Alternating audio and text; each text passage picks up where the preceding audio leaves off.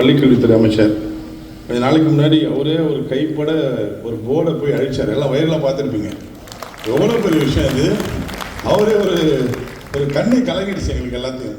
மிகப்பெரிய புரட்சிகளை எல்லாம் இந்த ஆட்சியில் தான் செய்ய முடியும் என்பதற்கு இது போன்ற விஷயங்கள் தான் பெரிய சான்று.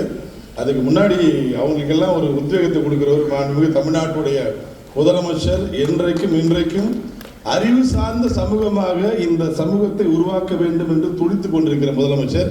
அதோடு அவர் கூட எப்பயும் பயணிக்கிற மாண்புமிகு துணை முதலமைச்சர்.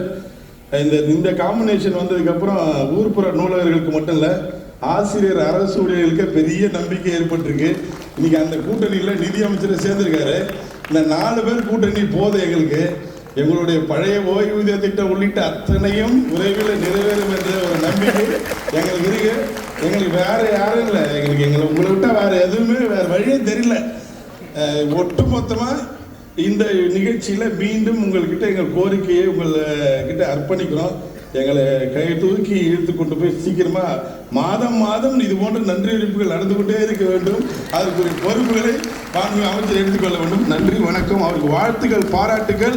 அந்த புரட்சிக்கு பலத்த கைத்தட்டலோடு ஒட்டுமொத்த தமிழ்நாட்டோட மக்கள் சார்பாக நன்றியை தெரிவிச்சுக்கிறேன். நன்றி சார்.